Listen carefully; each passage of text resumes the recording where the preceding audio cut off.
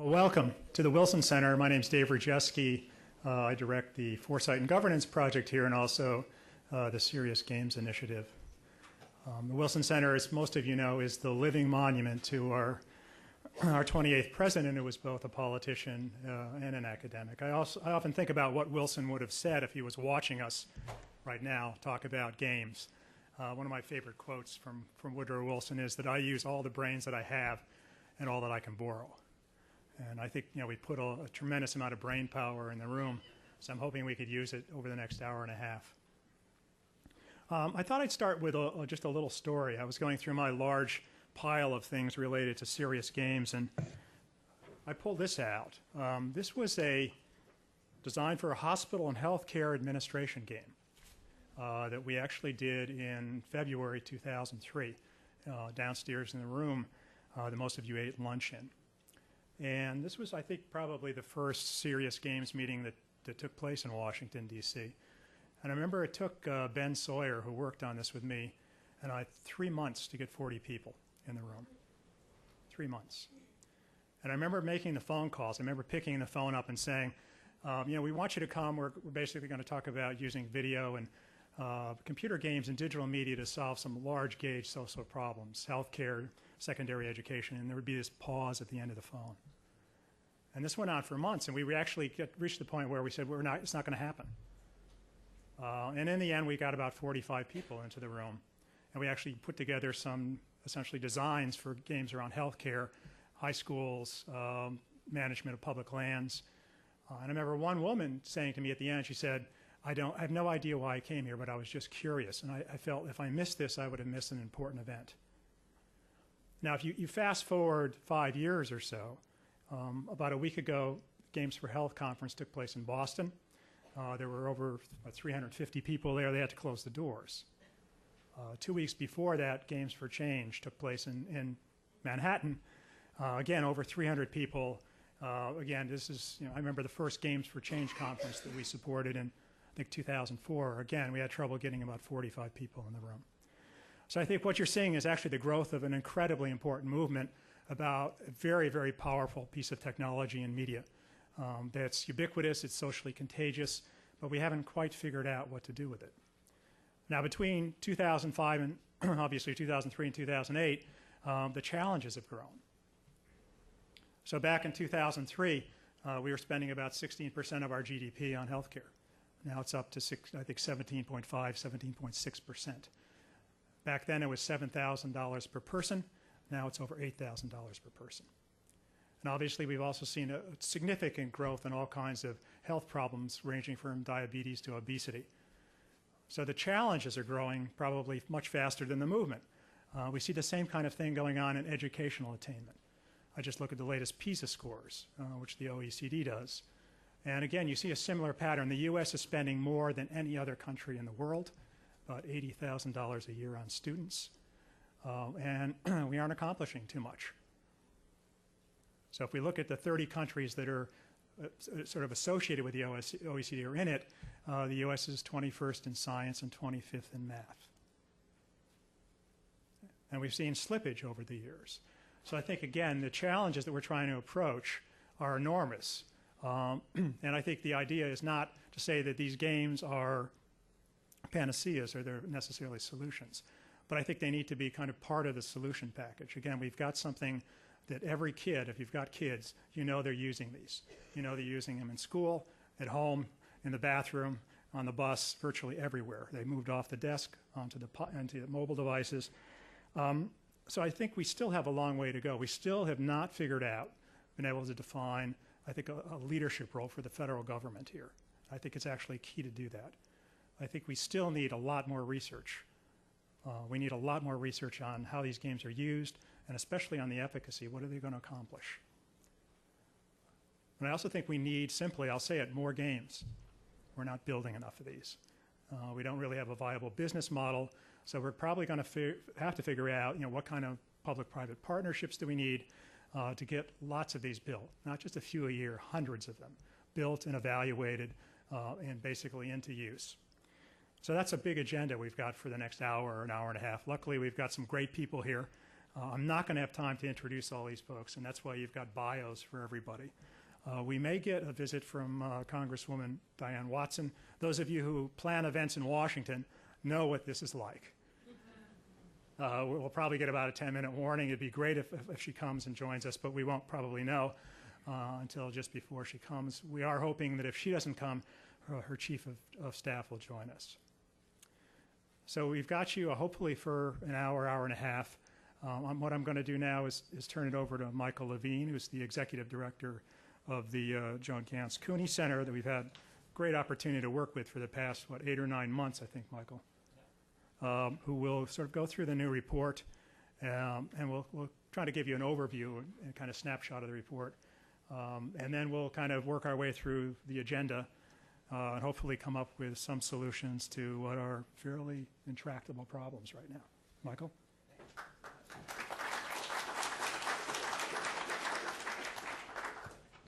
Thanks, Dave. It's also just great to see so many of you here. Welcome to Washington. 45 years ago, Congress was roiled in a debate that's similar to the one that's going on here. It was the launch of the war on poverty. And President Johnson was involved in trying to create new assurances, both in terms of health insurance and education for the disadvantaged. It was truly a game-changing moment. During the same era, a modern public affairs, a media and public affairs producer at WNET, Joan Ganz Cooney, and her Carnegie Foundation colleague, Lloyd Morissette, conceived of a similar game-changing innovation. How could television, which was described aptly by FCC Chairman Newton Minow as the vast wasteland, be used to teach children skills, both academic and social, to begin to transform that medium of that day into something that would be a constructive unit? Another game-changing idea. A revolution in informal education was born. By the way, if you haven't read this, this is on our website. It's Joan's original paper from 1966, where she lays out a blueprint for developing Sesame Street. So we're 40 years later. Sesame Street will be celebrating its 40th anniversary this November 10th. And we have an experiment that truly has worked. Using a unique model for program development that links together content producers and researchers and a crazy creative team. There's a model that has been tested widely and used throughout the world.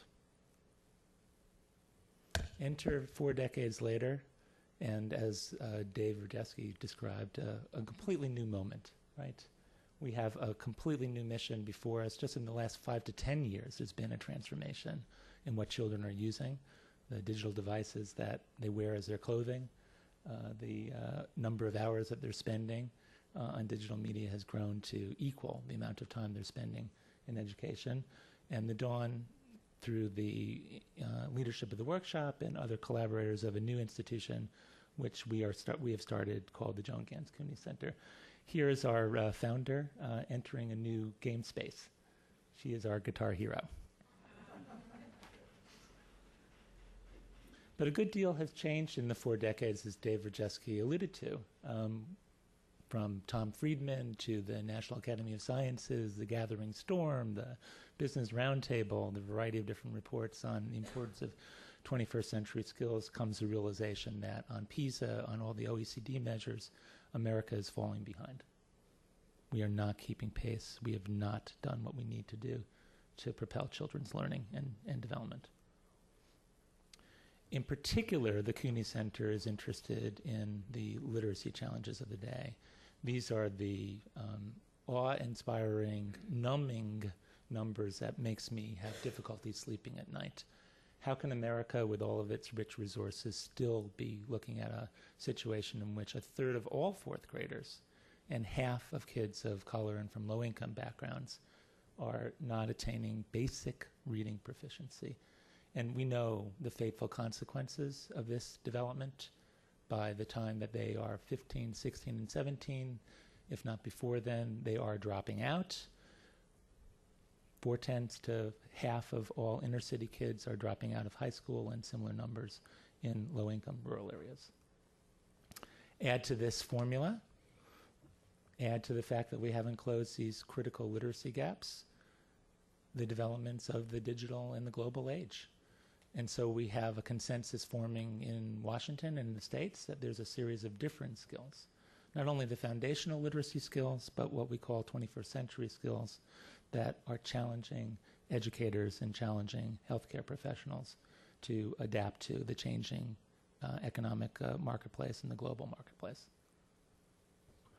So we came at this particular effort that we're announcing today in a way that I think might be a little bit fresh. There's a series of educational challenges, and looking at the kids that we care the most about at the Cooney Center, kids in early childhood, kids in the middle childhood years, a series of new health threats.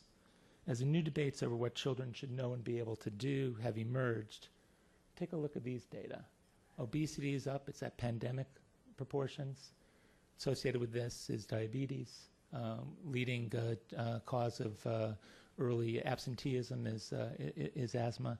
These are health threats that, in fact, will probably worsen over the next 2 or 3 years due to the economic situation that is challenging so many families' lives today. So the inextricable ties between healthy development and school achievement are something that we think are being overlooked in the national debate, and something that this report is taking a very, very close look at. This chart here from California shows a strong relationship between fitness and school outcomes. These ties can be strengthened by early and consistent healthcare investments, such as prenatal care, immunizations, and school-linked or community health solutions that are growing around the country. So what do games have to do with these intractable social problems? We considered all the disturbing challenges as a backdrop for our inquiry, bearing in mind that new approaches to children's learning, as Dave has pointed out, in healthy development is long overdue. Our nation is a little bit stuck, and so we decided to take a look at a phenomenon that we think is, if not the solution, a part of the solution, the untapped potential of digital technologies such as games. Take a look at this chart. Last year, every 9 seconds a new game was 9 video games were sold every second. The growing market for games is exponential. It's estimated that it'll be over a $60 billion worldwide market within 2 or 3 years. Children as young as 4 are immersed in new gaming culture, but you all know that most schools and healthcare providers are worried about the negative aspects of games that have been so often recorded, and that have some validity as well. Issues related to addiction, issues related to violence, issues related to inappropriate content, all concern anyone who cares about young children. If you take a look at the sort of what we call the etiology of gameplay, it's interesting. The average child is starting to play computer games at age 6. That's down from about age 8, 3 or 4 years ago. If you look at the developmental sequence between ages 6 and 9, you're going from 55 minutes on a portable video game console by the time a child is in 3rd grade, which is double the amount of play that they're involved in 1st grade. So we know that children are excited by games. We know that they're engaged in spending time with games. And just as Mrs. Cooney set out 40 years ago to look at the potential of the vast television to educate preschool youngsters, we wondered, can the natural, intense engagement that children have with games, and this is a picture of them lining up for recent releases of games that I would not necessarily recommend to you, like Grand Theft Auto, there is something happening here. Our report, which I hope all of you have picked up outside. So we did this report with a lot of help from many of you here in this audience. We talked to a couple of dozen experts on the importance of video games and the potential. Some were scholarly skeptics and some were unabashed advocates. We analyzed the current state of games for children's learning and health, taking a look at 36 different game projects and different game properties in the United States and other parts of the world. And we took a look at what we considered the gaps and challenges in the field of games, and there are many, which I will get into in a moment. And then we came up with what we hope is a blueprint for action by all the critical and all the pivotal sectors in our society. We drew very heavily on the wonderful work of Dr. Deborah Lieberman and Dr. Scott Osterweil.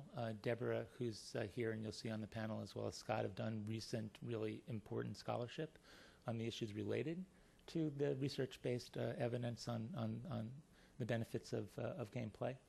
Here are the 9 types of research evidence categories that Dr. Lieberman has suggested. And outside, you'll see a very, very fine executive summary of a report that Scott Osterweil from the MIT Education Arcade has put together called Moving Learning Games Forward.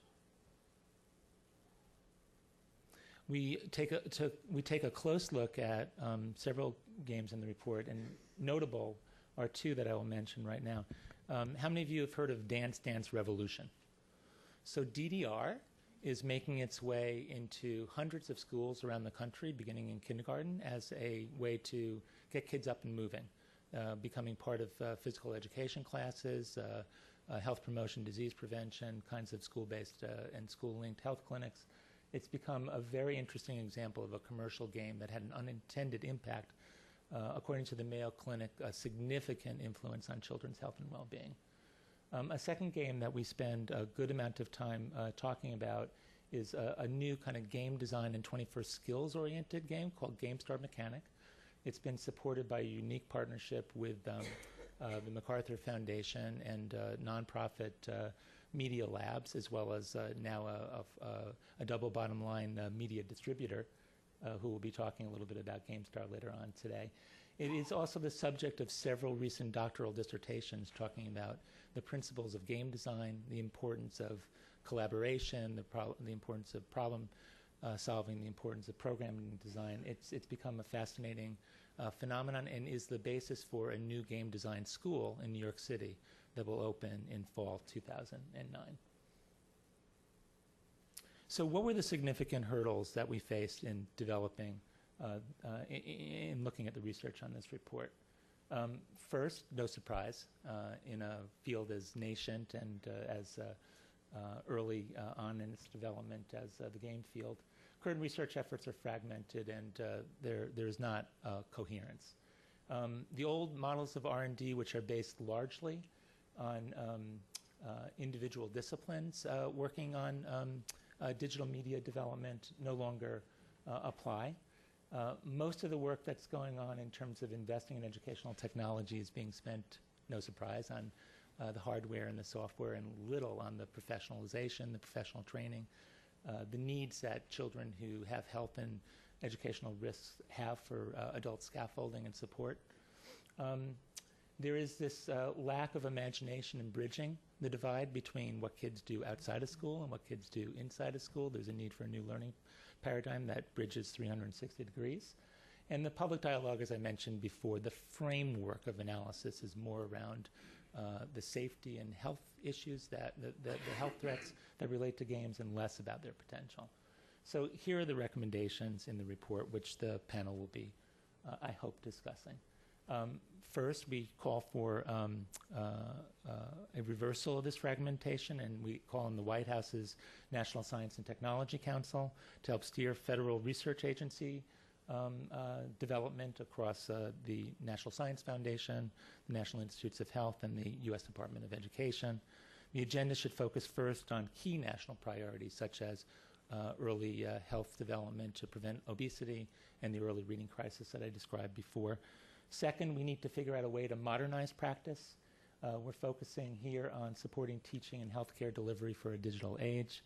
We suggest the development of a digital teacher corps to help teachers and after-school providers to integrate digital games and other other technologies into the classroom. Teachers and health providers cannot teach, cannot care in with digital media that they don't understand.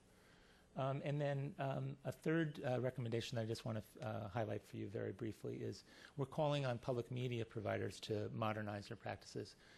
We recognize the very fine work that PBS and CPB have already done in developing support through the Ready to Learn initiative, civics initiatives, and other kinds of media initiatives to modernize practices, but we want them to go further. We want public media to focus on games, on mobile, on the whole child in a different way than they have recently, and to focus on the 21st century skills and health literacies that are necessary to advance children's learning and healthy development. Those are the main features and the main recommendations in our report. To give you a sense of how one media company is beginning to advance early learning and early healthcare development, we have the CEO of Sesame Workshop, my boss, Gary Nell, who will give you a sense of what Sesame Workshop and other public media developers are working on. Thanks very much.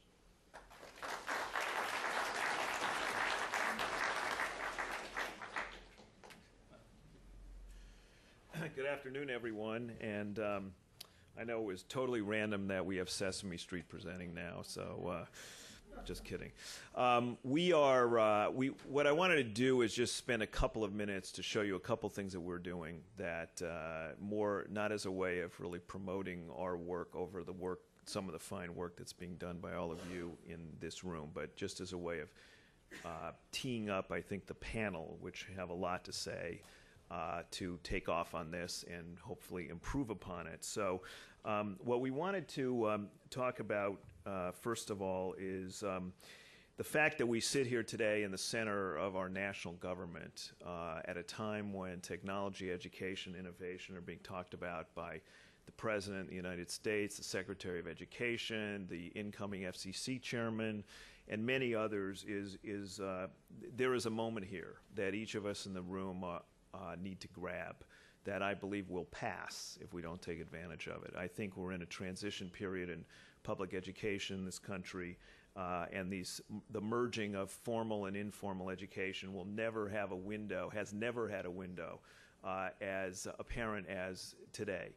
And I think we have to figure out ways to take advantage of it, and that includes all of us from the public sector, the private sector, the nonprofit sector, coming together to figure out how we can influence children's behavior around health outcomes and around literacy outcomes and social and emotional outcomes around respect and tolerance and the other things that we want to promote. I was struck by Secretary Duncan's comments that he's made, by the way, 2 or 3 times in the last couple of weeks, that the words "no child left behind" in his words are toxic when they're said together in one sentence. And what he wants to do is bring in a group of 10-year-olds to rebrand the No Child Left Behind program, and I think that's the best idea I've heard out of Washington in a long time. So as Michael said, 1969, this revolutionary program, which may be to some, okay, we've seen this act before, of Bert and Ernie up here. The show, remember, in '69 was banned in the state of Mississippi the first year because it showed an integrated community of Hispanic couple and African Americans and big, tall, yellow canaries and green grouches living on the same street in harmony. And what was revolutionary back then has evolved now onto a set of platforms, including the iPod, in which we are viewing our target as being on any and all applications from a distribution point of view as we possibly can. Obviously, we have our wonderful partners at PBS here who present our work every day to the American public, to millions and millions of people. But the fact is that we also have to be on these other platforms going forward. We have worked in a whole child curriculum context for a very long time, focusing on cognitive learning for young preschoolers, social and emotional learning. This here on the bottom left is actually from our Israeli co-production, where we have an Israeli Arab woman and an Israeli Jewish star who connect around the fact that people have to get along and the similarities as opposed to the differences. These are the kinds of things that television has been proven to be a very powerful engine to try to promote, and we're working both in this country and around the world to try to make those things happen. And in physical well-being, the Healthy Habits for Life program has been one which has been not only here in the U.S., but these two characters are from Mexico, Lola and Pancho Contreras, who is the Oscar the Grouch of Mexico, who asked the Minister of Health at a meeting I was at in front of about 300 people in Mexico City whether he washed his hands after he went to the bathroom. So that was embarrassing, but it was terrific. Now, what we've tried to do is to take some of the power of these licensed characters and to see how, from a health application standpoint, we might move the needle. I know as some of you in this room I had the pleasure of working with last year around the childhood obesity programs that the Federal Communications Commission and the U.S. Senate had going. We brought together a control group of kids who would pick, what do you want to eat, chocolate or broccoli? And 22% of the kids picked the broccoli, and we're looking for those children now, actually. But so when we put a licensed character on these on the packaging for these two things, lo and behold, look what happened. On the far right-hand side, 89% of them picked the chocolate when Elmo was on the chocolate bar. But when we moved them to the broccoli, look what happens. And it's a remarkable statement of the influence of these characters that can move behaviors, and another way in which we need to, as responsible purveyors of content, take some responsibility and make things happen. So out of this, the workshop created a program called Healthy Habits for Life, which was kind of a 360-degree approach. We connected with a lot of different partners at PBS Kids who did a terrific job last summer in promoting healthy living and getting outside and exercise, to the Ad Council, to working with foundations and a traveling museum exhibit to try to promote both healthy eating as well as healthy lifestyles. And this year, the White House, of course, heard about it and immediately jumped on the possibility of having the First Lady do some PSAs as part of the campaign, and I want to just show that to you right now. Take a look. Oh, hi! Elmo's so excited because Elmo's spending the day with the First Lady, Mrs. Michelle Obama. Hi, everyone. Oh, what does Mrs. Obama want to do today on Sesame Street? Well, I'd like to have a healthy lunch at Hooper's store. Oh, well, if Mrs. Obama wants a healthy lunch, Elmo wants a healthy lunch too. Then maybe I'll rest over on the park bench and read a book. Oh, well, if Mrs. Obama wants to rest and read, Elmo will rest and read too. But first, I want to get some exercise, so I'm going to take a walk around Sesame Street. Oh, well, if Mrs. Obama exercises, Elmo wants to exercise too. Yay, exercise! If you want your child to have healthy habits, practice healthy habits too, because you're your child's best role model. Oh, come on, Mrs. Obama. Come on. All right, For more information on how to encourage healthy habits in your child, visit sesamestreet.org. So that was a lot of fun, and the White House staff, of course, had to go, the Secret Service, 2 days earlier, they were sniffing Elmo and all kinds of stuff. So we had the White House staff in who were all 25 years old, really smart young people, her staff saying, wow, this is the coolest place we've ever been to. And we said, you work in the White House. I guess it's all where you sit, right? So we've taken those kinds of spots with the First Lady and with a lot of different celebrities promoting healthy eating. And, of course, using Cookie Monster as our role model for healthy meals and snacks, learning that cookies are sometimes food, not an all-the-time food.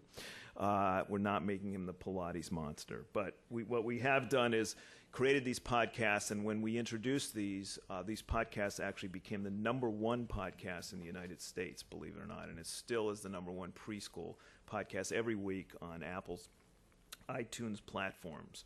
We've turned the web on its head, so we've introduced, starting about a year ago, we've got 400 games and about 3,000 video clips, which you can, if you're into Telemonster, you can have Telemonster till it's coming out of your ears, doing different curricular activities. So we've divided it by character, and it's a way of engaging children and parents to really create their own mashup, their own Sesame Street that they are able to do, promoting learning the alphabet, healthy lifestyles, whatever the issue that a parent might want to have their kid learn. This is an example of some of the health playlists, over 40 health-related curated playlists that we've created on our website, where by just typing health in the search playlist field, you're able to call these up like sports and physical activities, and which offers selections of games and video clips from each topic.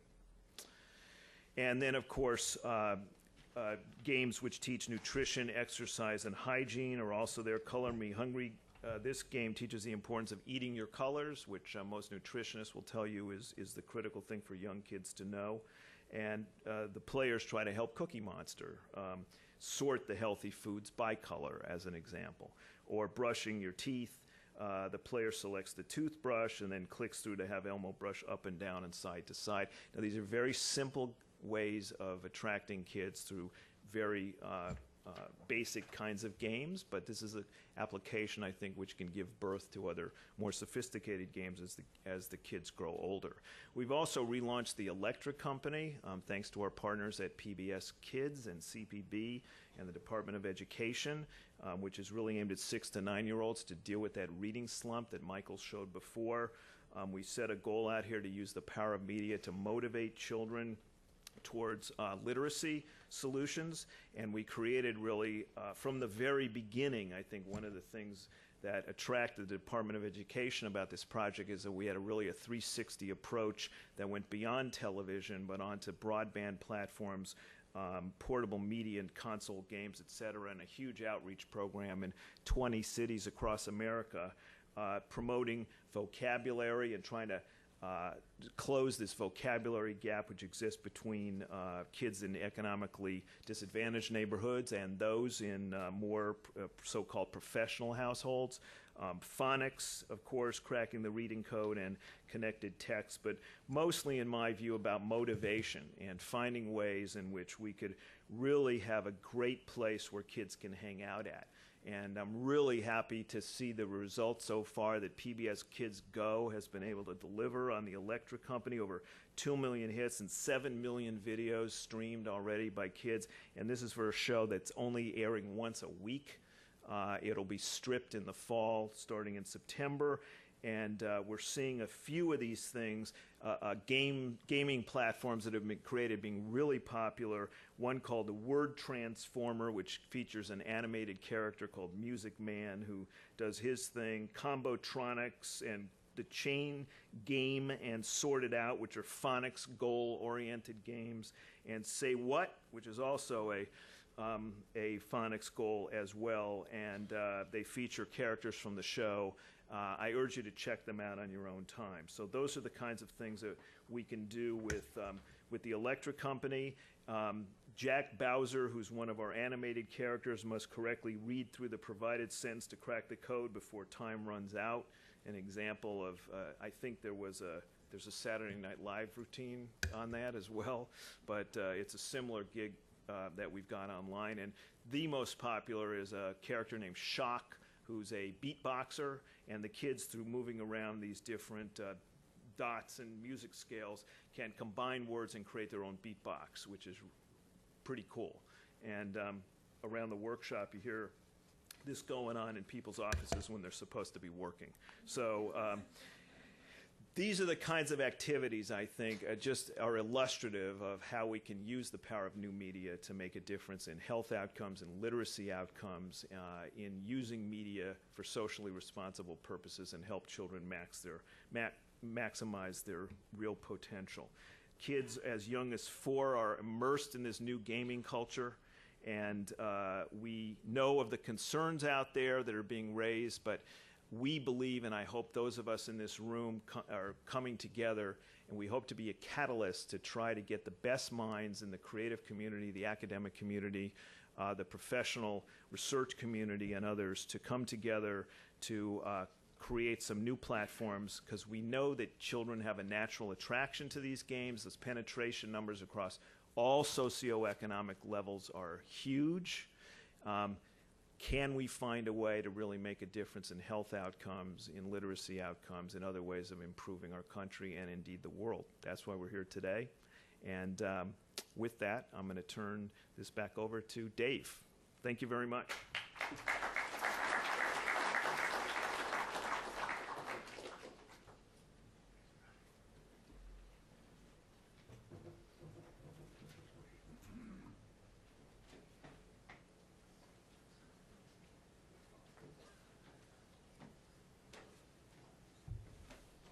Well, we have the advantage of, I think, having some of the best minds in the country right here on this panel.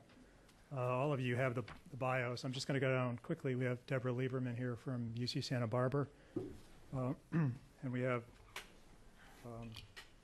Dave Abrams from the American Legacy Foundation, Alan Gershenfeld from Eline Ventures, Scott Osterweil from MIT from the Education Arcade, and Susan Zellman from the Corporation for Public Broadcasting. I have the great, I think, the luck of being able to transfer to them some of the hard questions that I've been asked that I can never answer. So what I'm going to do just to kind of get us rolling is just sort of go down and ask each one of you kind of a question. And I'll start with Deborah and just work down the row. I think Deborah runs an extremely large research program that was funded by the Robert Wood Johnson Foundation called Health Games Research. And I wondered if you could just kind of summarize a little bit about what you found out, because people are always asking me, show me the research. Yes. And also, it would be helpful, I think, in terms of the discussion going forward, maybe to talk a little bit about what you see as gaps Okay. that need to be filled. Sure. Absolutely. So why don't you start and go for a few minutes, and then we'll move down. Great.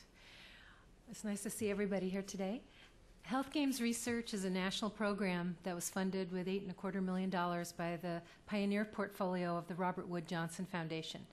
And we're in existence for 4.5 years at least, and we are giving away $4 million in research grants to U.S. researchers. And the main goal of Health Games Research is to advance the quality and the effectiveness of health games. And through evidence, through research base, through discovering principles of health game design through research. You cannot ask a medical facility or a health insurer or a school or a community center to buy and implement a game for health without some evidence of its effectiveness. Number one, was it designed with a good foundation of behavioral health principles and principles of learning? But then has anybody done any research to find out whether it's effective or not? So that's where Robert Wood Johnson Foundation found an important gap, was that we need more research. And we have embraced a wide variety of health topics. We've focused on self-care games, games that would make the individual who plays it do something better for their own self-care, be it prevention or self-management of a chronic condition or lifestyle change. And then the other area is games that promote physical activity. So they could be the classic Xer game like Dance Dance Revolution that we saw earlier. But it could also be a mobile game that gets you up and out of the house, not just off the couch, but out there interacting with other people with a game supported by mobile technology or the internet. And now with GPS systems and ubiquitous computing with our handhelds, we can really go out in the world and play games. So in addition to funding research programs, we provide technical assistance to help them get the resources they need and to succeed in research. And we're also doing things like this, talking to decision makers, opinion leaders, who actually are either making decisions to buy, utilize, or make games for health. And get the message out there that there's been a lot of research already done that's pertinent to our field. If you look at the research on media and learning and media and health, a tremendous amount has been done. And also the health promotion. There's a huge amount of research on how to craft messages that move people to behavior change in health. So the question is, how do we focus in on these health media, these learning media, and effects of media, to then do some research that focuses on games intended for health. And in addition to supporting our researchers and getting the word out to constituencies like you, we're also providing resources to the research community. We're providing, soon to be appearing, a database that's online and searchable, where you can find research, people, organizations, schools that are, there are now more than 250 schools that have degree programs in games, some of them focusing on health games, but mostly just games in general. And also to amplify the results of our grantees. In the fall, we'll have our first results from some of our first grantees. And it's very exciting. We've got some tremendous findings, and I'll just briefly mention a couple of the studies.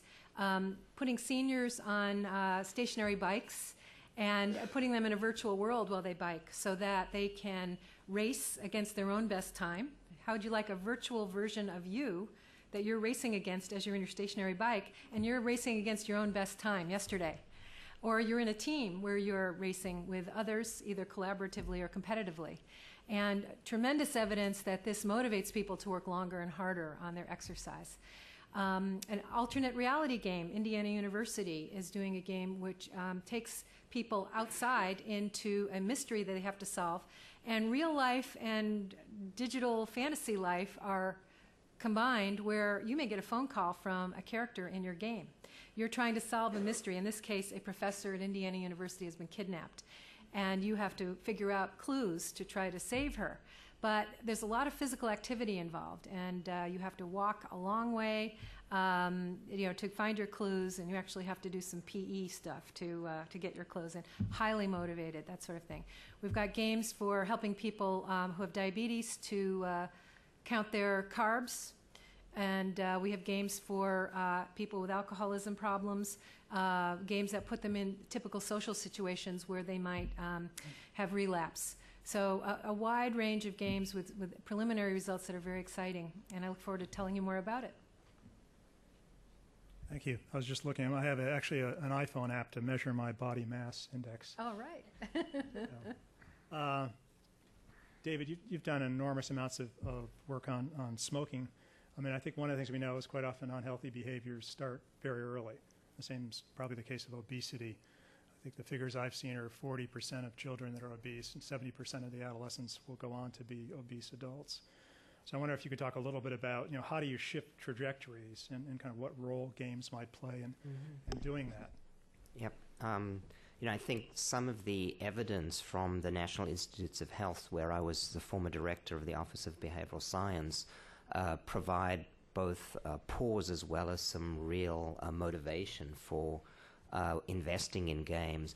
The trajectories that actually begin in the parents pre-birth and ultimately affect in utero exposures and then early childhood are very powerful in determining a number of health habits and excess costs. So, for example, there's evidence now that maternal smoking in pregnancy, in addition to what we know about fetal alcohol syndrome, actually the tobacco use in pregnancy may produce more insidious, more long-lasting, and more difficult to change changes in the brain, permanent structures of brain change that lead adolescent kids who were exposed to be much more vulnerable to addictions, for example.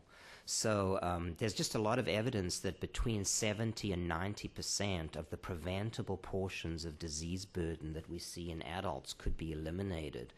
And literally 50 to 70% of the chronic diseases we see today could be delayed, ameliorated, or significantly reduced if we started early and tried to determine very much more strongly healthy lifestyle trajectories from early childhood onwards. And I think one of the huge gaps here is that, in fact, health and health care has not looked beyond itself in terms of the larger whole child sort of model, for example. The issues of integrating the different research and other government agencies, whether it's education, health, Department of Justice, there are enormous opportunities there for collaborations. And the world is moving towards interdisciplinary and transdisciplinary research because we recognize that the kinds of problems we have are not solvable by a single discipline or a single area. So there's a huge amount of excitement in trying to think about a number of, I think, ways that we could nurture bringing computer scientists, engineers, and those in computational fields, mathematical modeling, and so on, together with educators, with healthcare experts, to create these interdisciplinary teams, I think of the kind that you see in the Sesame Street Workshop. And that, Dr. Zahuni, before he left the NIH, was beginning to talk about trying to transform the NIH with more of a business model, R&T, high-risk, high-reward research, And we really need to push that in terms of the new technologies being integrated with the research community. I think one of the biggest opportunities is around how new technology could be used, not only for assessing and evaluating, for example, decision making in kids in real time or in adults, but also in terms of tracking and evaluating in real time, getting away from an artificial randomized controlled trial of the kind that you see in drug studies and beginning to get into what I would call ecologically valid naturalistic research in real time in the real world, because we actually have the technology to do it. But again, unfortunately, I think the current generation of healthcare researchers, whether they're PhDs or MDs, are not exposed and not given the tools and the infrastructure and the knowledge to do this.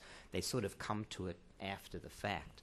So I would also argue that what's needed from a government and federal point of view is to think about new ways to support learning centers and infrastructure in universities to train the current and the next generation of behavioral and social scientists to have the kind of expertise and tools and toolboxes to be exposed to whether it's games and media disciplines and communications disciplines on the one hand, and computer science and mathematical modeling disciplines on the other hand, and bringing some of these things together.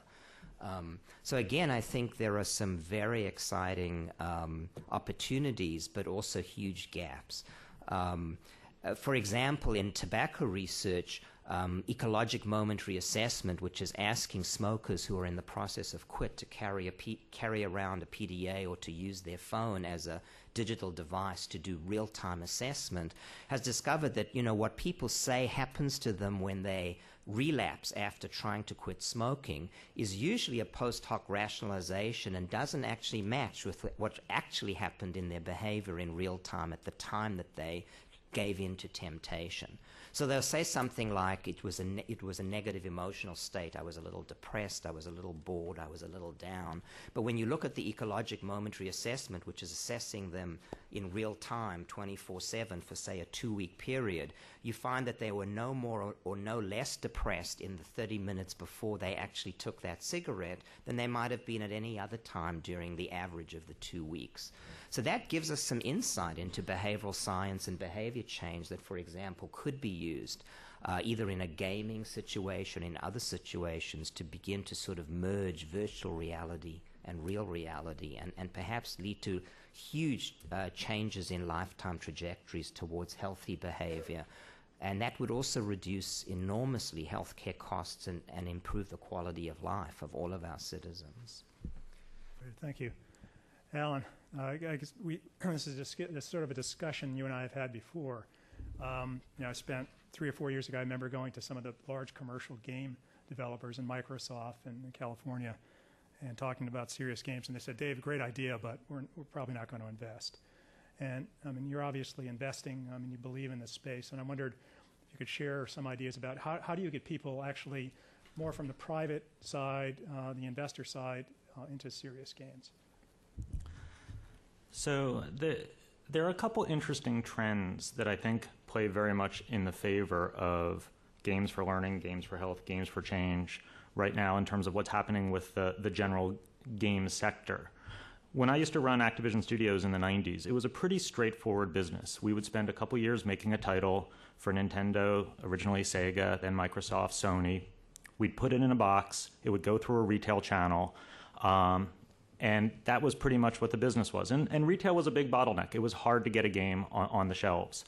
And games were pretty expensive, and they took quite a bit of time to make. I've come back to the game business about a year ago, and it's a completely different business. That part of the business certainly still exists. But now games exist on social networks. They're browser-based. They're mobile-based. And the barriers to entry are much lower. You can go direct to consumer, and that creates a lot of opportunity for new types of games and new types of genres. I'm going to talk about 3 trends that I see in the game business that we've zeroed in on as really interesting, and we're developing games out of those trends. The first one is the phenomenon of social networking and gaming. The fastest growing categories for gaming right now exist on Facebook and MySpace, and this is a different type of game for a lot of different reasons. The companies that are successful building social network games understand that the gameplay mechanic has to tap into what they call the social graph, which is the friends list that you've developed or that kids have developed on their social networks, where the core engagement loop involves competing with your friends versus a generic kind of leaderboard, or engaging with your friends in groups to accomplish missions or quests, and it's integral to the very essence of the gameplay. It's also often, some of the games are real-time where players are playing together, but the nature of social networks, people pop on and off at different times. So a lot of these games are social, but they're asynchronous. So you can come on, make a move, and then one of your friends who's part of your gang or group will make a move, and it's all part of the same gameplay, but you don't necessarily need to be online at the same time. Understanding this and doing it well yields amazing results. Games have gone from dozens to millions to tens of millions of players in a matter of months. The business model for a lot of these games is interesting. They sometimes refer to it as the 90-10-1 rule, which is the games are free to play, 90% will play for free and will always play for free. 10%, maybe 11%, 12% will buy a couple virtual items. These are items that are often scarce in the game ecosystem, but enable you to level up, build status, become more accomplished in the game. And 1 to 2% will buy a lot of them, and they'll essentially subsidize the rest. And these games often cost tens of thousands or low hundreds of thousands to bring to market. But they're not a product, they're a service, because they don't go away. It's not like you put them in a box and the team moves on. This is an ongoing service that is run, and often the folks behind the scenes are doing real-time heuristics, actually real-time data research on if I move this interface item from here to here, or if I change this engagement loop from here to here, I'm going to move 90-10-1 to 90-11-2. I guess that math doesn't quite work, but they literally are doing this, and they're getting data back. They're doing that to maximize consumption. The business model for the games that we do aren't really interested in maximizing that sort of consumption, but why couldn't you maximize a learning impact or a civic impact? Let's say you're doing a social network game to encourage civic participation.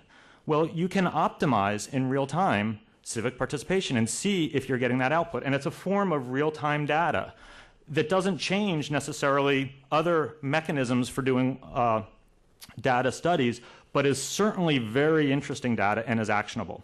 So we're working on a game where we change the consumption economy to a production economy where kids can make money instead of the game company making money, and the game company only makes money if the kids make money, as a form of teaching entrepreneurship with kind of real-world impact.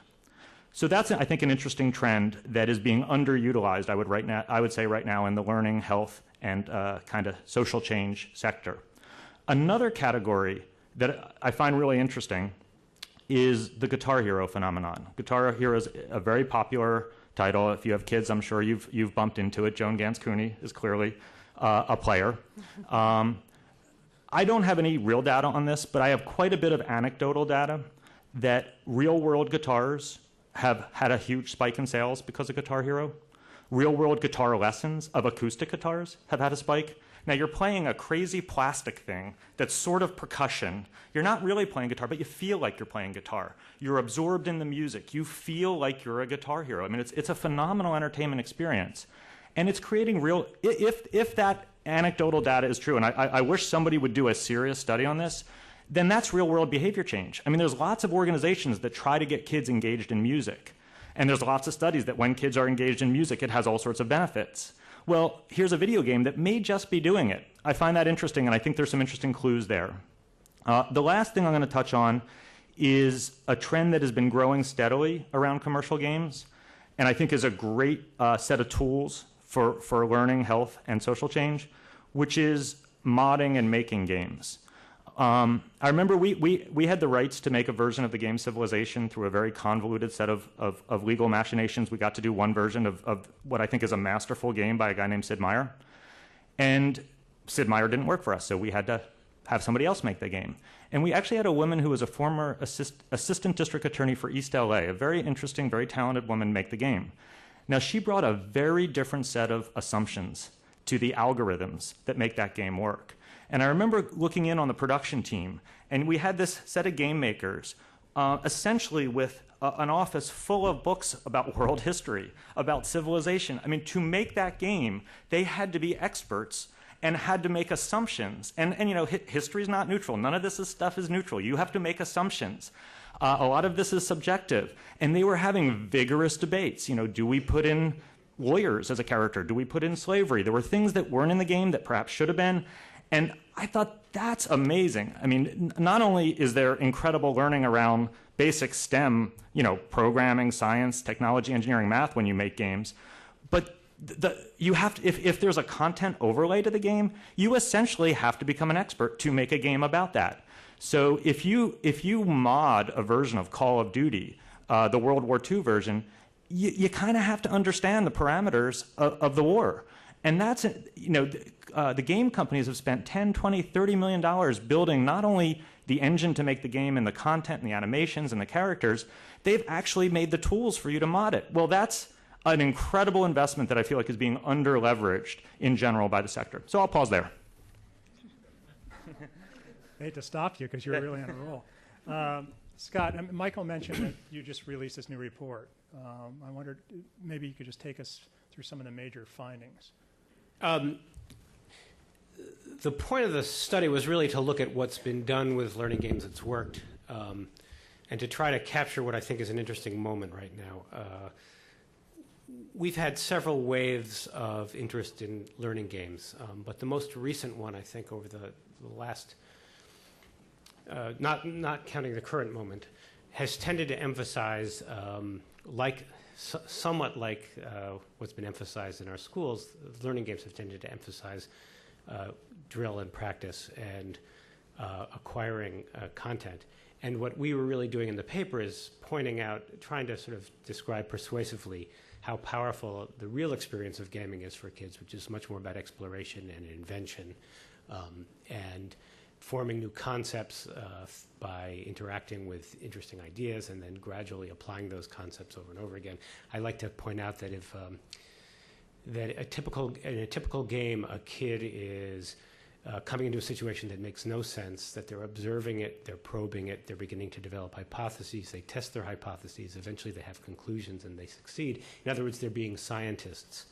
And if we told kids when they were in science class, instead of giving them a scientific method as a list of steps they had to take, if instead we sort of brought into the science class the games that they played and talked about scientific process in those games, I think we'd have a whole lot more scientists in our ranks. So anyway, the point of the paper is really to capture that sense of what games are about and to talk about the opportunities that are suddenly, we hope, beginning to emerge. And I think where the real moment of opportunity comes, I think, is the fatigue that I think we're finally starting to see with in schools with just curricula that are just jam-packed with test prep. And an odd thing that I see, I get a chance to consult from time to time, and I've been to both China and Singapore, two countries whose math programs and engineering programs we're supposed to emulate. And yet, when you talk to people at the highest levels of their ministries of education, what they want to do is develop the creativity that American kids have. And they're quite clear about that. And I think that one of the last places where kids are still getting a chance to exercise that creativity is games. And so what we're really looking for are ways in which we might take the culture of gaming and work its way into schools while respecting the fact that schools are not going to yield easily to change. I think there was a hope 10 or 15 years ago when I know I sort of came into this field reading Seymour Papert, and he talked in very inspiring ways about how kids worked with computers, and I think we all sort of hoped that the mere presence of computers would somehow cause the school walls to dissolve. And I think the reality has been that, if anything, they've hardened over the last 10 or 15 years. But I think maybe the trick is to not hope for technology to bludgeon the schools to change, but rather to look for narrow wedges that we can sort of insert. And we think that the informal space, giving kids a chance to play games in which, through their performance, they can begin to demonstrate the kinds of thinking and skills that they actually do have, and do it in ways that are more not as loaded with expectations and difficulty that school have. For example, in games, failure happen all the time, and kids actually tend to enjoy the moments of failure in games. And that contrasts so starkly with what school is like. Anyway, so if we feel if we could get teachers to see their kids being experimental and failing and then succeeding in games that they largely undertake in their informal spaces, but that we can then bring into the classroom and help teachers understand what the kids are doing informally. We think that that's the wedge, that maybe then teachers are going to begin to look to modify their practices in alignment with what they're seeing in their kids. And we have some, for the moment anecdotal, I'm hoping that the research is going to bear it out, but some evidence from projects that we've worked on that when you let the kids go free inside a game and let the teachers observe, and we do that through some web-served games that we've developed, the teachers start seeing performance that they didn't expect. So I've had teachers walk up to me and say, in the context of a math game that we're doing, I'm seeing real achievement from the kids I wasn't expecting it from. And similarly, along with the performance in the game activities, we're also looking at, to just sort of build on what Alan's talking about, the whole participatory culture and social networking that goes on online. And we build that into the games too, because in fact, kids have a chance to read and write to each other about what they're doing in their games, which is something we know kids have been doing for a long time. Kids who don't do well in school sometimes will write very lengthy descriptions of how to beat a game on a game fact. And so we're simply incorporating that into the games that we're now developing. So I think, and the paper really tries to capture some of that, tries to talk about how we're at a moment when if games begin to incorporate the right notions of what learning are and accommodate themselves as best they can to the culture of school without giving up what is game-like about them, that there might be a chance to actually gradually influence the debate. Great, thank you. Susan, great to have you here. I was thinking back to, I think, 1963 when Corporation for Public Broadcasting was set up, I think.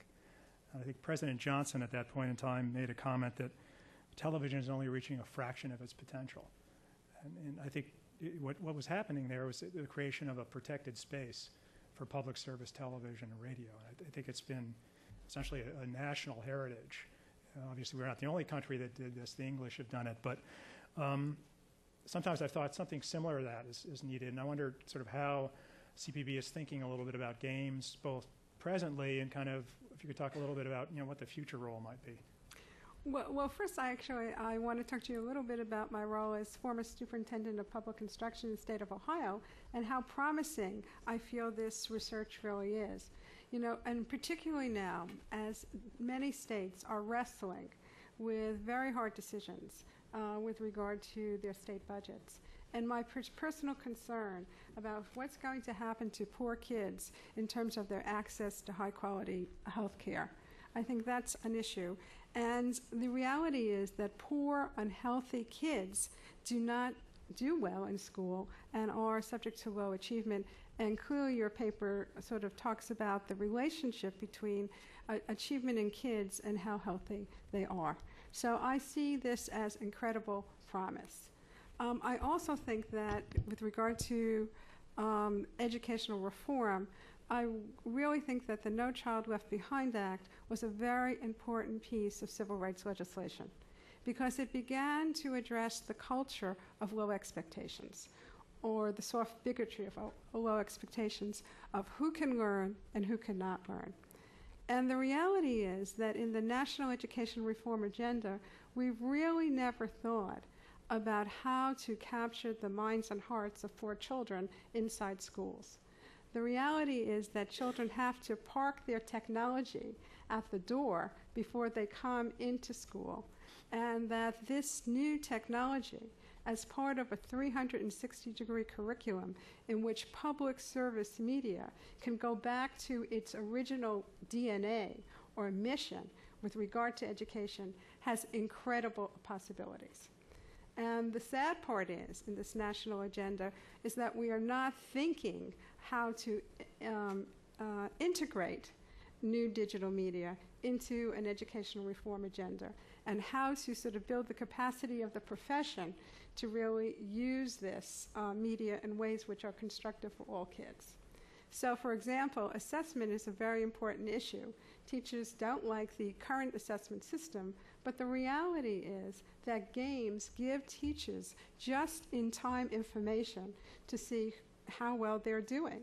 And in fact, given the example you just gave, it really changes the culture of low expectations because teachers see that given the right context, kids can get motivated and engaged, and in fact, they can be successful. Now, the corporation is very invested in the Ready to Learn program, which is a 360-degree program. And that when you sort of strategically think about what's on air, what's online, and how to use new digital mobile devices, not only to educate children, but to mediate the parent interaction between the parent and the child, we are seeing incredibly promising results. And in the next version of Ready to Learn 2.0, we hope to sort of use some of your good thinking and research and go deeper into that practice. Second, Gary gave a wonderful illustration of a $14 million investment in PBS Kids Go Broadband, which the corporation has given to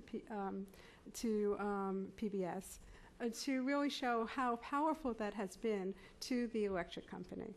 And third, that we have a $20 million investment in gaming around history and civics, and we are actually having our first game in the schools throughout our country tomorrow, in the fall, with a very sort of systematic research design to really try to figure out what's the relationship to this game in terms of the relationship between the teacher and the students in the classroom, what's the relationship between the traditional curriculum.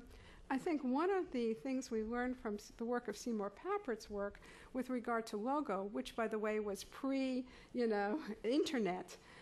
was that it wasn't really sort of related to the traditional educational community, a curriculum, and we never sort of really figured out with Seymour how to integrate that in. But now I think we have incredible possibilities to do a lot more systematic research.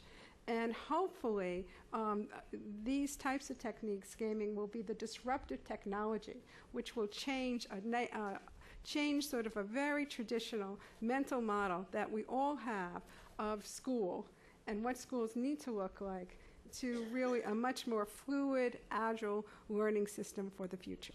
Thanks. Thank you. Let me just ask I'll do a general question for all of you, because one of the things that I think comes up listening to you are the issue of barriers. And I think, when Deborah and David, when you talked about research, the question is always, and maybe Scott, you can answer or talk to this also, it's not a question of what research, but whether we can even do it, whether we're structured to do it, whether we can do the kind of interdisciplinary research.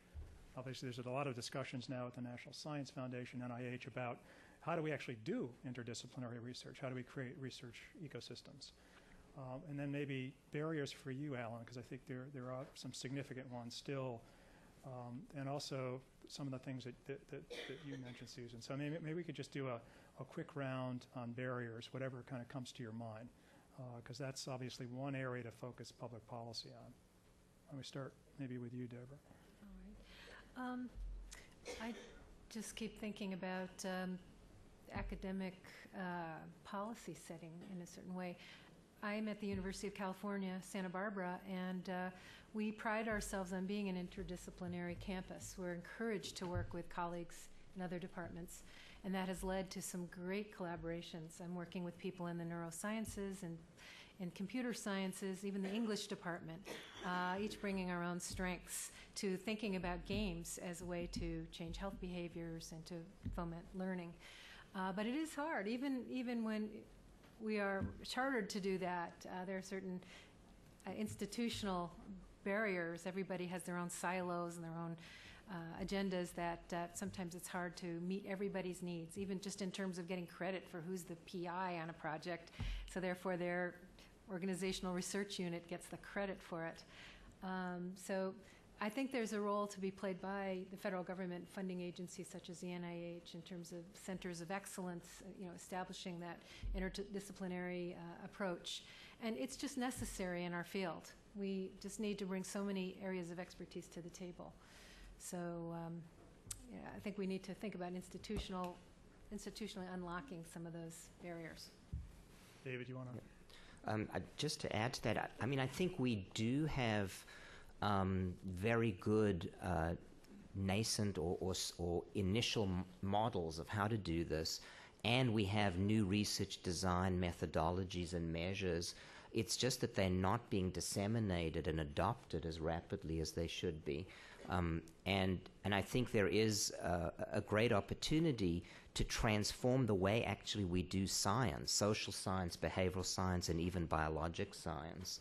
And I do think it requires a major change in the way funding is done, and in fact how we incentivize people to work in interdisciplinary teams. We have to get away from traditional academics, rewarding the laboratory of an individual to do individual research. And if you can create incentives for people to work collaboratively, I think there are some very good examples of this. So it's not that we can't do it, but how do we accelerate it and get our society to embrace it? And I think change is always scary, and it takes a little, it's more revolutionary than evolutionary in some respects.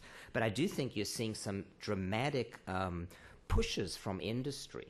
When you look at neuromarketing and neuroeconomics and the neuroscience of social networks, for example, people are getting together in very exciting ways to say that, for example, if you look at Christakis' work at Harvard on the viral spread of obesity and smoking cessation and now even mental illness issues like depression in proximal first and second degree social networks, and this was over a 40-year period before, Facebook and rapid communication. You see the beginnings, I think, of a revolution in behavioral and social science, which I would like to encourage. And we're really moving towards what I would call computational behavioral and social science in real time, which frankly I think is going to throw out 80% of all the psychology theories that have been very good at explaining and rationalizing human behavior, but terrible at predicting anything, because they've been based on technology and measurement, which is really post hoc rather than real time. So I think we're on the edge of a revolution here that's very exciting if we could only have funders and others with the vision and the political will to fund it and bring a new generation of people together who could make what we already see in little pockets happen.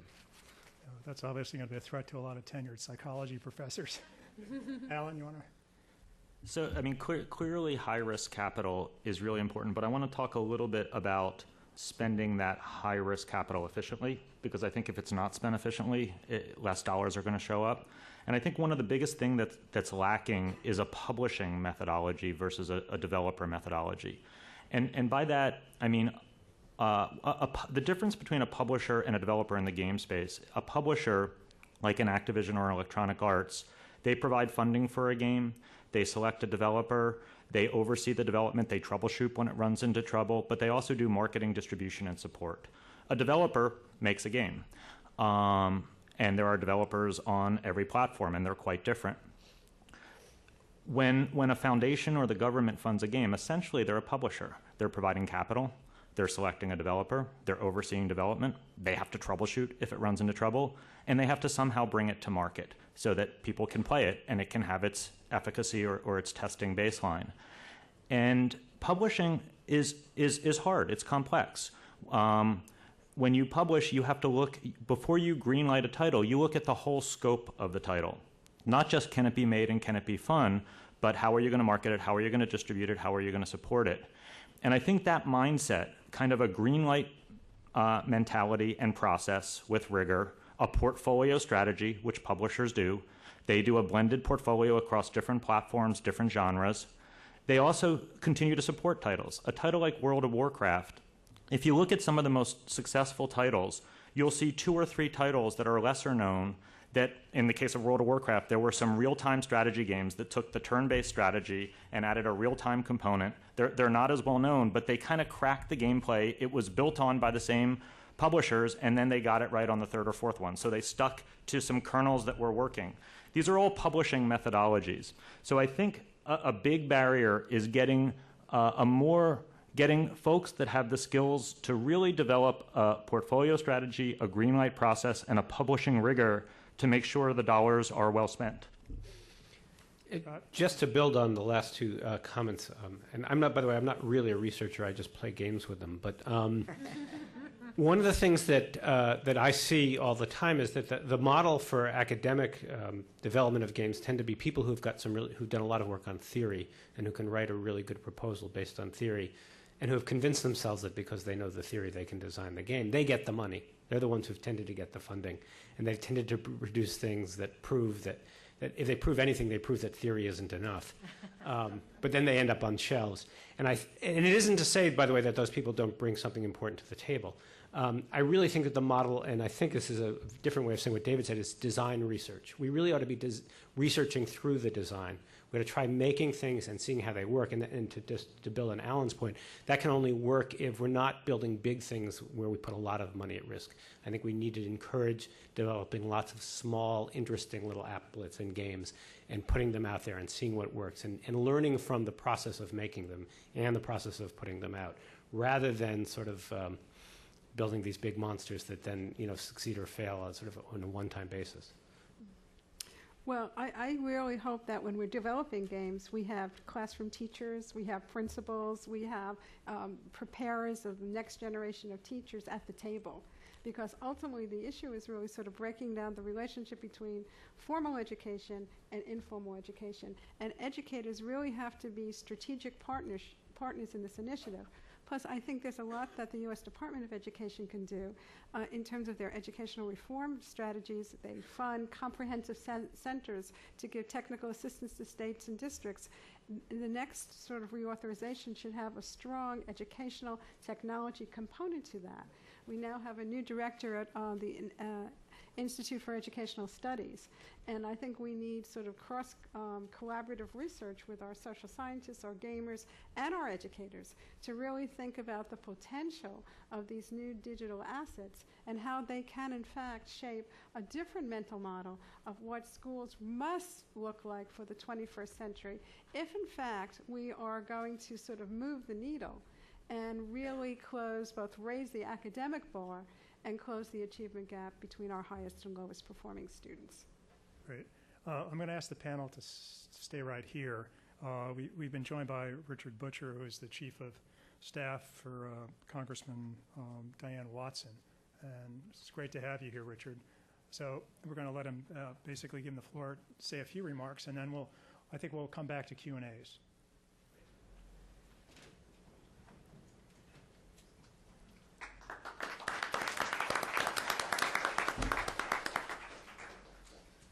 And I will be very brief. Thank you very much for the opportunity just to pass on the Congresswoman's remarks. I do give her regrets. She was out in Los Angeles, and right now she's in the air flying back here to Washington, and when I leave you, I'll be heading out to Dulles to pick her up.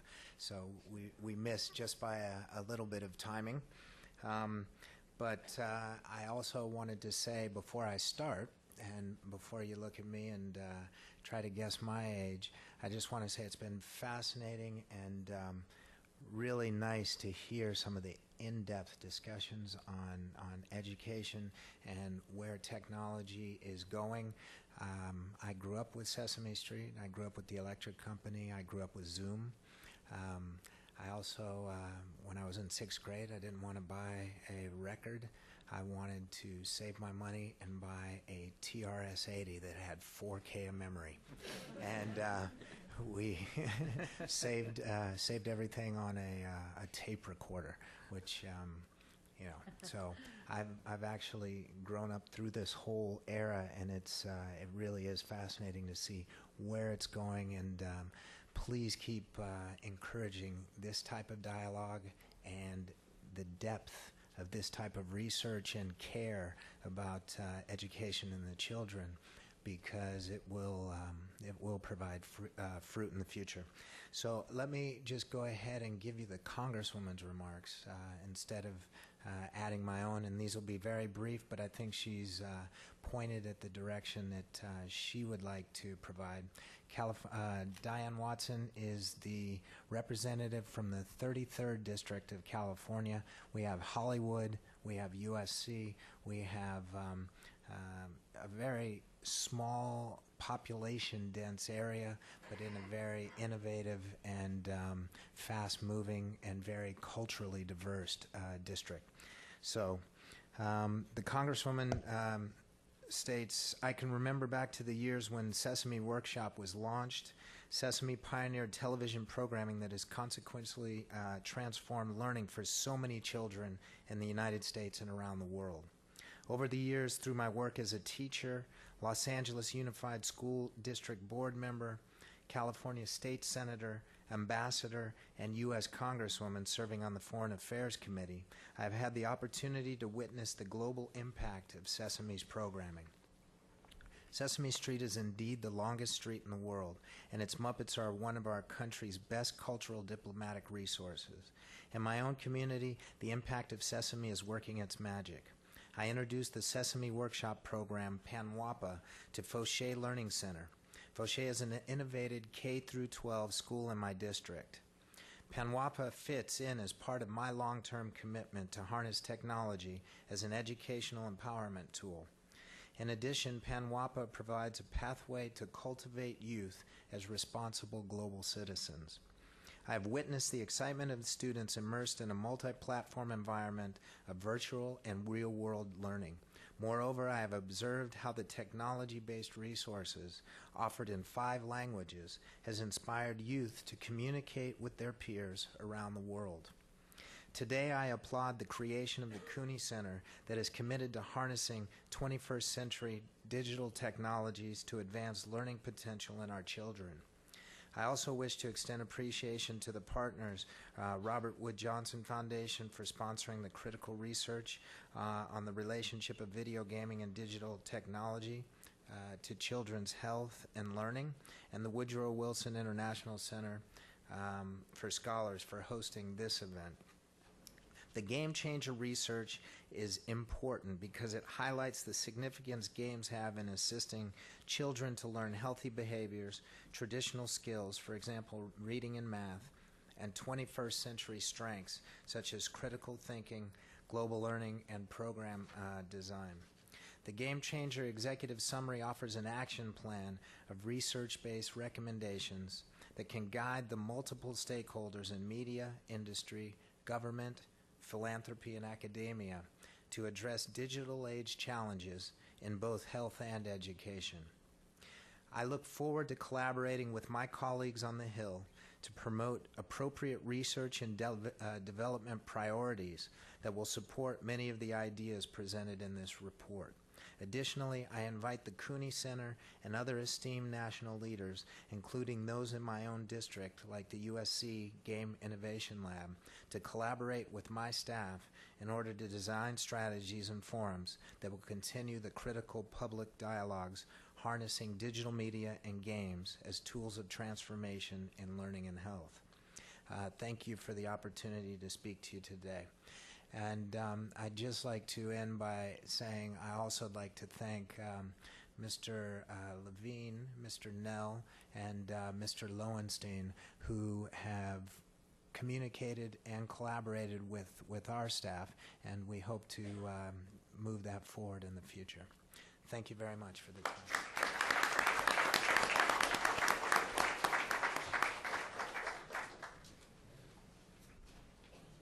Richard, thank you very much for stopping by. Let's do some questions. I think we have microphones because we're webcasting this. If you could raise your hand, we'll get you a mic. And just tell us your name and where you're from. And then if you want to direct your question to a specific person, go ahead. Otherwise, we'll just figure out who wants to take it. Go ahead. Hi, this is for everybody. I'm Larry Swader. I'm from the National Campaign to Prevent Teen and Unplanned Pregnancy. And my question is, well, first an observation that I think a barrier that you all were talking about also is just the word, the term game itself. And it seems like so many interventions are perhaps don't move forward because they're either you're building a game or you're not, rather than applying maybe game environments to interventions that wouldn't ordinarily be thought of as a game. You know, I have on my iPhone a location-aware application called Foursquare. It's not a game, but it assigns points for visiting my favorite restaurant or my favorite place. And I think of it as a game, and the reason I use it is because of the game environment. So I'm wondering, just what your thoughts are about applying game environments. And it seems to me that that would encourage the kind of integration that we need so much as well. Well, a lot of us who make games would tell you that that is a game, what you just described. And I think it's fine. You can decide in the circumstance whether you wish to call it a game, whether for marketing purposes it's going to be advantageous to call it a game. But just to give a quick definition of a game is a place where you can, with a very fixed and clear set of rules, where you can observe your own performance, and whether by winning or by just getting a score, tell whether you're doing better or worse than you did the last time. And games tend to encourage people to do all sorts of interesting things, so long as they allow them to continue to be playful in the way they do it. So, and that's a pretty broad, in some ways it's a very specific definition, but it's also a broad one. And so I think it does mean that there are lots of opportunities for game-like environments to encourage all sorts of changes in behavior or understanding. Yeah. You raise an interesting point, because there are those who would define a game as something that looks like the commercial hits, and it has to have that cool cachet in order to attract young people, especially, to consider it to be, legitimate. So that's one piece, but the other piece is what Scott was talking about, was anything that involves challenge to reach a goal, by definition, could be a game. And I think I've seen students really get excited when they have a rule-based activity with challenge to reach a goal, and it tells you when you've reached it. It may not look like the greatest off-the-shelf game, but it can be very powerful, because it can bring you to an activity just to have that challenge, and it can sustain you in it, and it can bring you back. And it can also be integrated with other activities. It doesn't have to be all game-like. In the health realm, a game might be a way for you to download some of your own monitoring data into the game and play as yourself and share it with your clinician. So it doesn't just have to be a world unto itself. So the word game could be off-putting. We still have a generation of folks who have heard that games are bad for you. And they don't want to stick their necks out and advocate the use of a game in a healthcare setting or an educational setting, because, hey, aren't games bad? And what we're trying to do, I think everybody on this panel, is to show that you can avoid some of those negative impacts, the violence and the hate and the stereotypes and the problem solving that isn't constructive. But you can take the same excitement and challenge and turn it into something that's positive. So good point. We might want to avoid using game or media entertainment because of some of the stereotypes involved. I think it's a great question. It's actually one of the most common debates that we have. I mean, sports are games, card games, board games. There's a lot of research that looks at Wikipedia and eBay with gaming theory. So this is one of the most fertile areas. And I do think there's a new nomenclature that's waiting to emerge. Perhaps somebody in this room will capture that. And David, do you just to add that, if you think about the animal kingdom, if you watch little lion cubs playing, they're actually learning skills for real life in a serious life and death situation, but within a safe environment that mommy and the pack create for them to play out those skills. So I think the whole issue of what do we mean by game, and game and reality, I think that line is blurring, just like learning in school, formal versus informal. And we're scared to let go of these old labels and these old rigid ways of looking at the world, but we have to.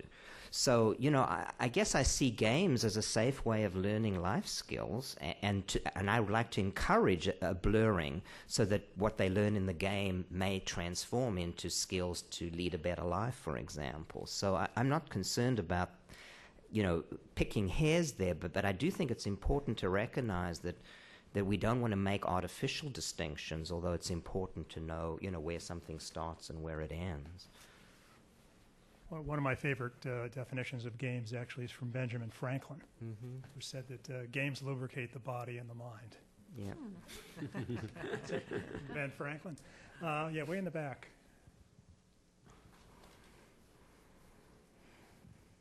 Hi, I'm Edith Harrell-Caperton from the Worldwide Workshop Foundation. And my experience is that in addition to redefining or representing games and what it means, it's also important to pay attention to game media literacy and what it means. And a lot of our panelists really address a definition that is mostly about playing games and the value of playing and the good learning that can happen in certain games. However, it is we shouldn't forget, and the two panelists on the right, it so happens that you sit next to each other, mentions my colleague Seymour Papert and the idea of computer programming and Lego or games that, or Ellen also mentioned modding and design. And I think that just like any literacies with print, for example, we always talk about reading and writing. We should also talk about how healthy it is to write games and the importance of writing games, say, about health issues, programming games about teen pregnancy prevention, obesity, or better eating habits, or exercising. There is a whole chunk of work that exists out there that is about both playing, reading, and designing, programming, writing games, and especially writing games about health, which epistemologically is maybe the most powerful ways to learn about health issues. Comments? I absolutely agree with you. And I think that actually in our sort of national discussion of what constitutes media literacy, that's really not talked about enough and really has to be sort of integrated into our whole new definition of what we consider media literacy.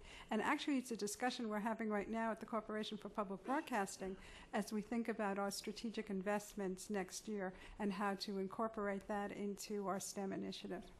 And just to amplify what Edith said, I know of a history teacher at a high school in Cincinnati who actually has his kids design the old-fashioned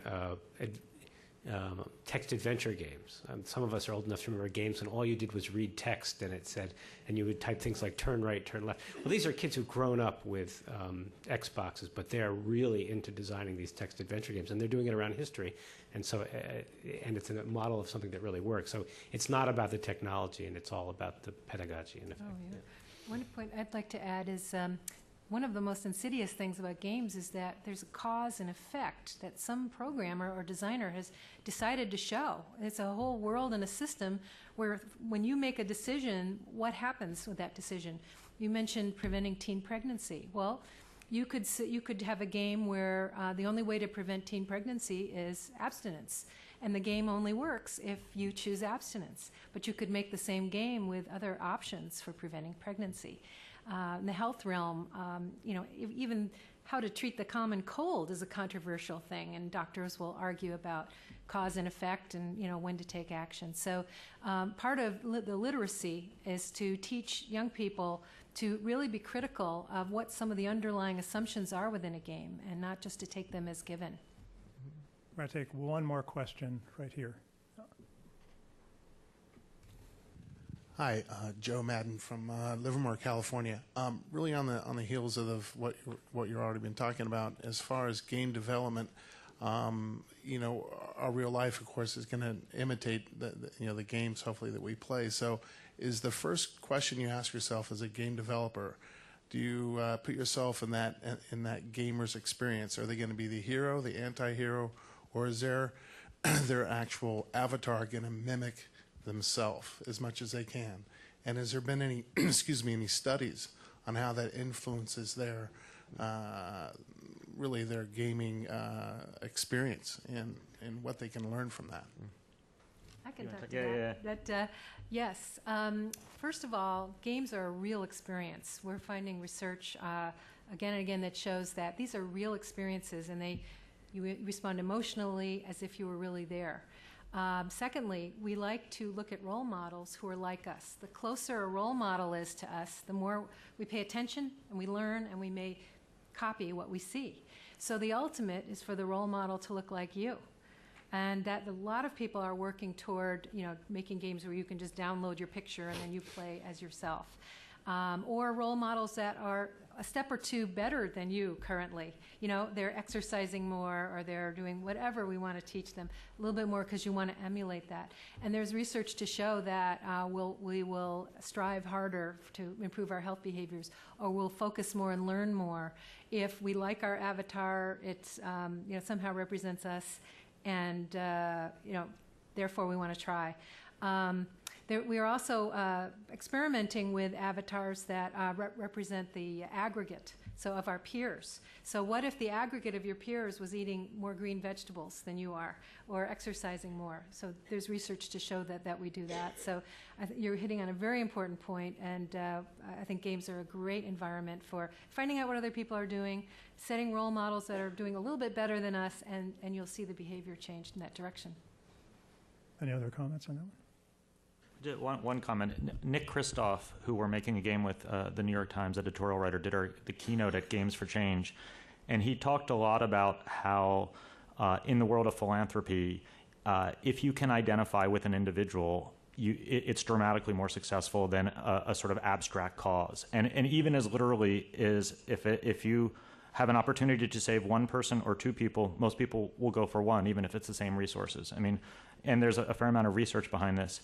And then he mapped it to the game Darfur is Dying, which was a game made by a graduate student at USC, actually in your congressional district, sponsored by MTV, where you play a young girl in Darfur, and it was made by a student. It's a very simple flash game made for very little money, but you really identify with an individual, and you empathize because you are in fact playing her. So while it's not yourself, there's a powerful form of empathy there, and 3 to 4 million kids have played it. Over 50,000 kids have signed up to get involved in the cause. I mean, there's a real efficacy there that's very, very powerful, and I think it goes to the heart of empathy with a character when you're leaning forward and interacting. I'm going to turn it back to Michael Levine, who's going to pull all this together. Mike? Thank you. Let's give our panel a hand. They're really terrific. And first of all, Richard, we will take you up on your offer. Thank you very much. We'll be back in touch with you. We're going to be going over to, I just wanted to give you a sense of some of the next steps before dismissing you for the day. We're going to be going over to the White House Office of Science and Technology Policy this afternoon to give them their own briefing on the report, so we're looking forward to some response from them. I'd be remiss if I didn't say not just thanks so much to the panel and to all of you for coming here, but also to the Wilson Center, Robert Wood Johnson Foundation, and the great staff. I mean, you guys know that these things always take an enormous amount of staff work. Natalie Chin in particular has been just wonderfully supportive of this, and we really, really thank her. Natalie's in the back. Please thank Natalie.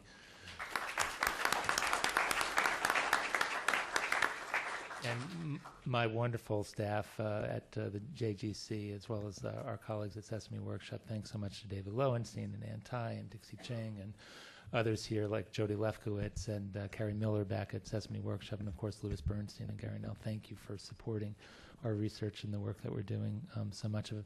I would really welcome you all to talk to us more about ways to disseminate this report. There are a number of different game development conferences, but we need to get to the educational and the health care systems with a range of the different recommendations. The report is free, available online at Joan Ganz Cooney Center .org. We have a number of different ways in which we can work with you to fashion parts of the report for your own audiences.